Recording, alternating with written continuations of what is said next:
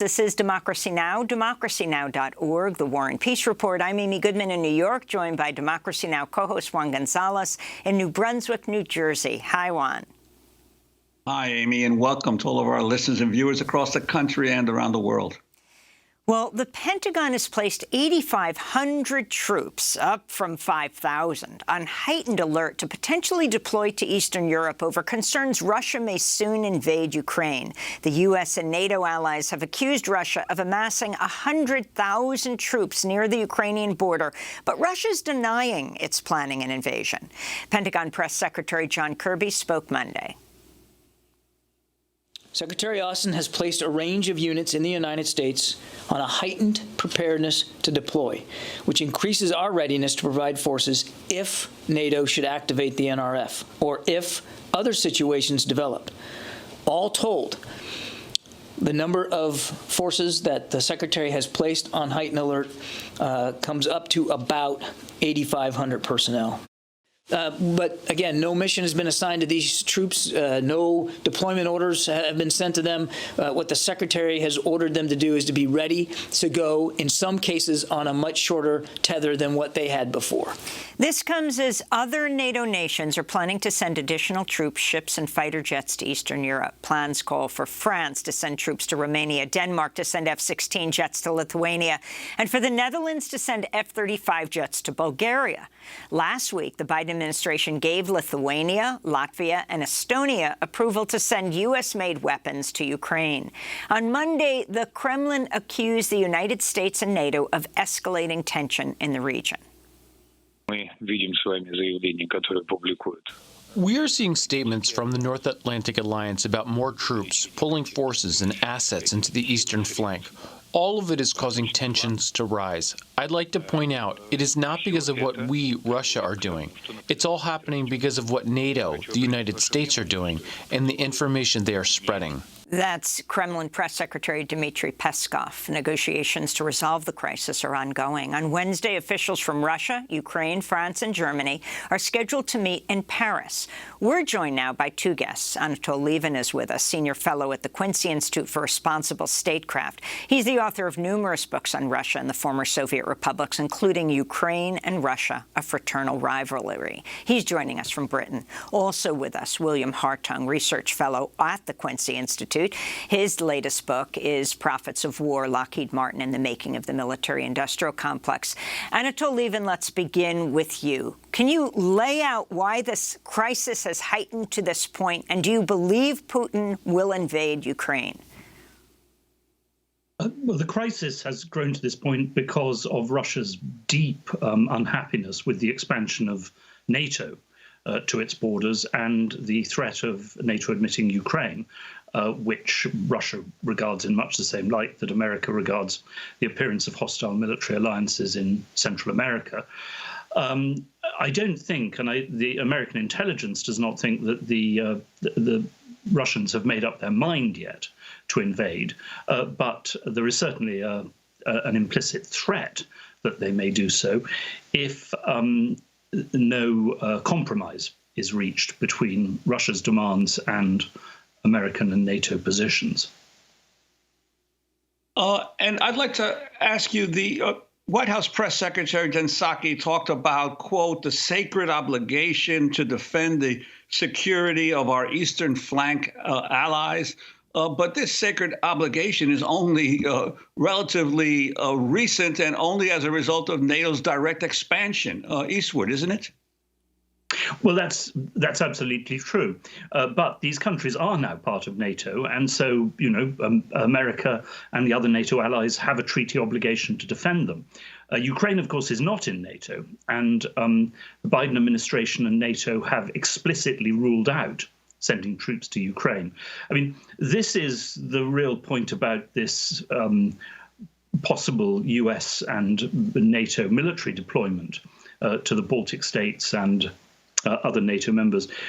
Russia has no intention of attacking these countries. It has shown absolutely no indication that it's going to attack them. So these troops are not really fulfilling any useful function at all.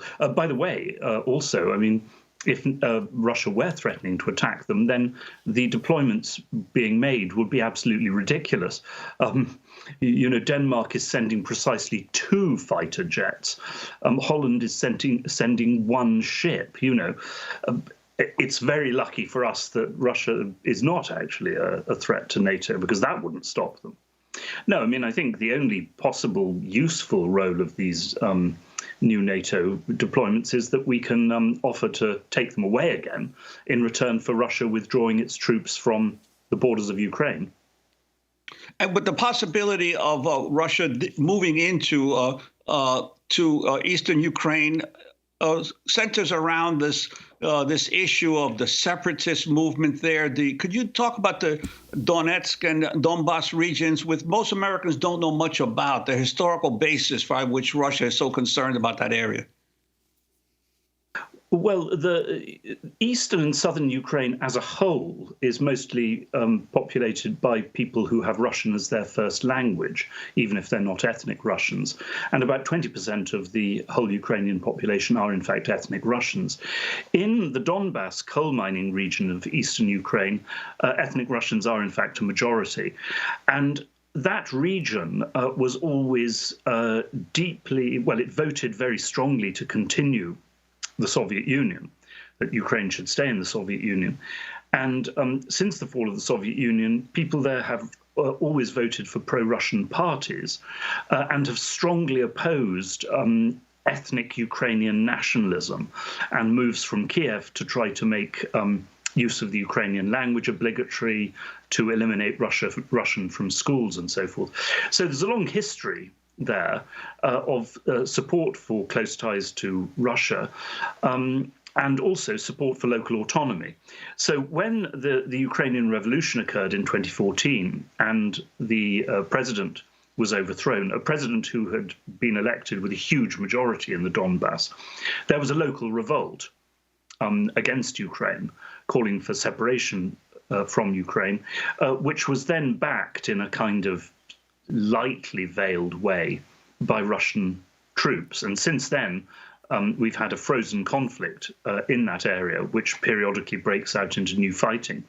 Now, in 2015, France and Germany brokered an agreement, a very sensible agreement in my view, whereby the Donbass would return to Ukraine, but enjoying full autonomy under Ukrainian guarantees, and would also be demilitarized. But the Ukrainian parliament and government since then have refused actually to guarantee permanent autonomy for the Donbass. So one of the Russian hopes is that this process, this peace process, the Minsk II agreement, can be relaunched, and that you can in fact have a settlement in eastern Ukraine based on the principles of Minsk II and local autonomy for the Donbass. Anatol Lieven, what do you make of this New York Times report saying that Britain said Moscow is plotting to install a pro-Russian leader in Ukraine? Russia says this is hysteria.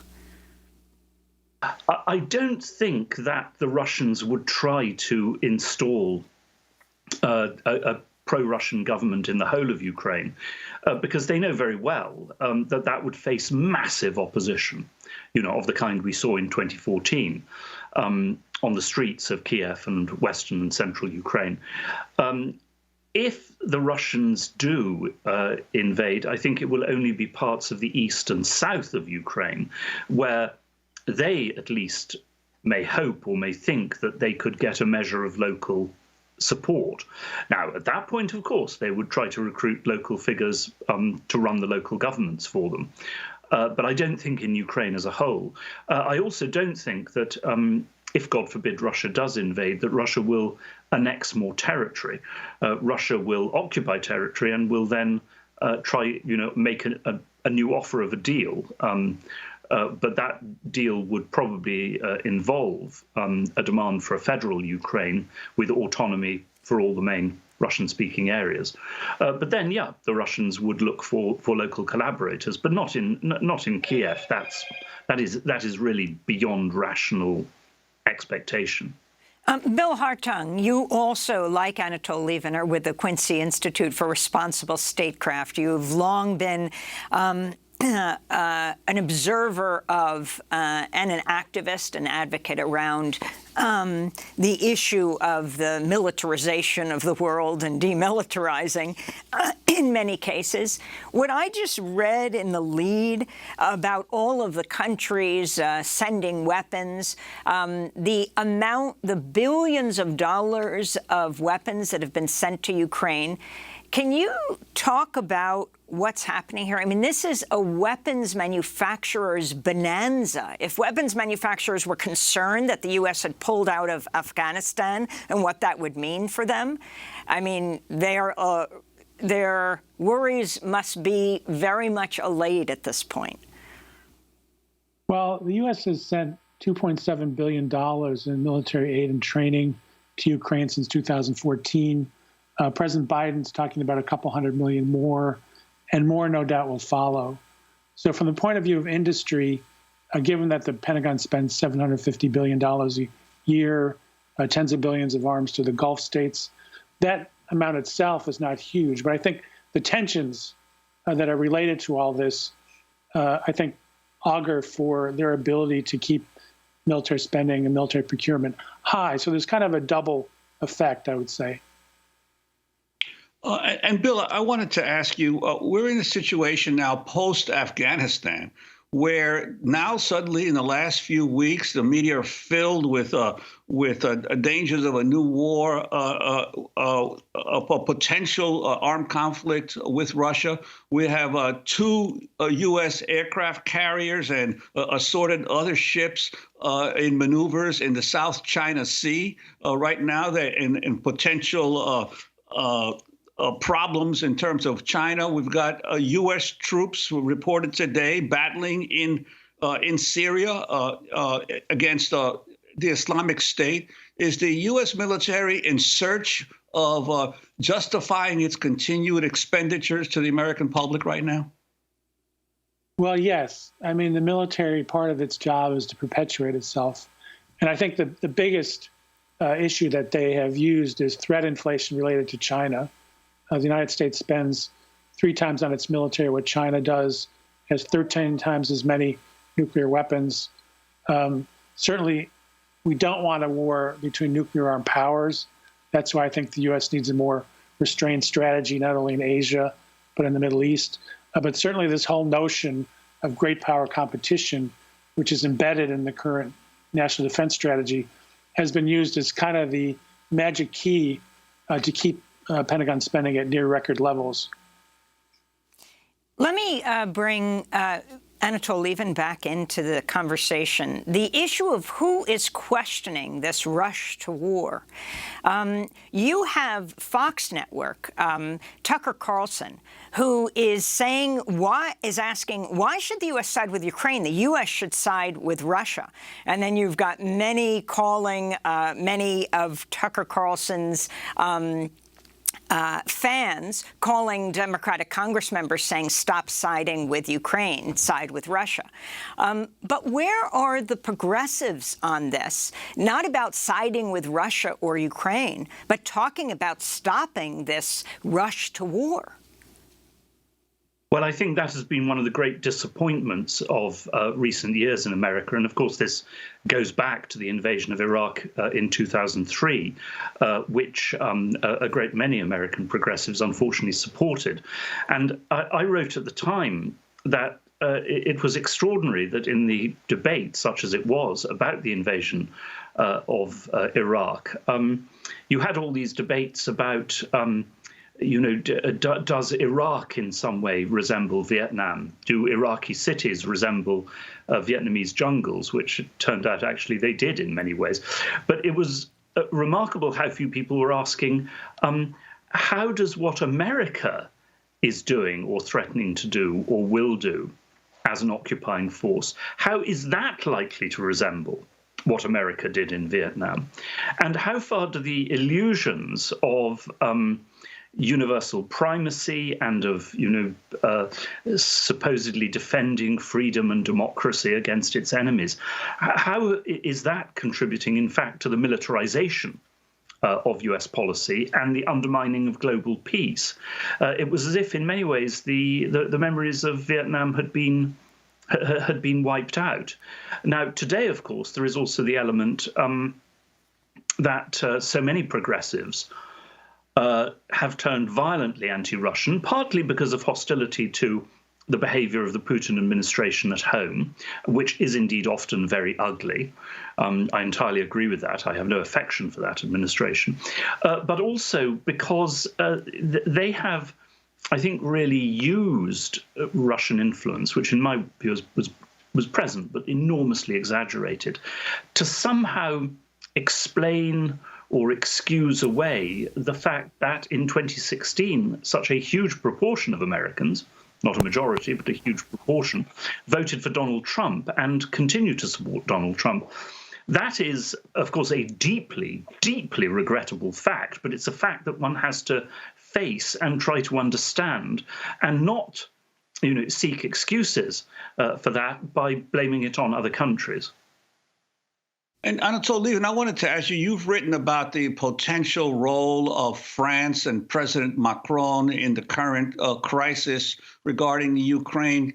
Could you talk about that and also the historic role that France has played within the NATO alliance? Well, as you can hear, I'm a Brit and therefore by now, I suppose, a semi-detached kind of European. But I do believe very strongly that in the end, as long as, of course, the basic defense of Western and Central Europe is guaranteed, the security of Europe and ought to be principally Europe's business. I find this, the way in which the Europeans are, on the one hand, of course, constantly whining about America, but on the other hand, constantly trying to shuffle off their problems onto the shoulders of America, so that America has to, act as a shield while they basically prance around and spend a pittance on their own militaries. I find that quite shameful, to be honest. I think if France or if Macron were to essentially adopt the legacy of President Charles de Gaulle and assert that France has a responsibility for the peace of Europe, which means seeking, not surrendering to Russia, not giving in, certainly not abolishing NATO or even withdrawing NATO troops, but seeking a reasonable compromise with Russia, that would be a step towards Europe as a whole taking responsibility for its own security. But I fear that the entire history of Europe since the end of the Cold War, starting with the disgraceful European failure in Bosnia in the early 90s, suggests that the Europeans will not, in fact, do that. It's much cheaper for them, apart from anything else. As I say, Denmark sends 2 planes, parades around its heroic defiance of Russia, while in fact hiding behind the United States. I fear that will continue. Well, Anatol Lieven, we want to thank you for being with us, Senior Fellow at the Quincy Institute for Responsible Statecraft.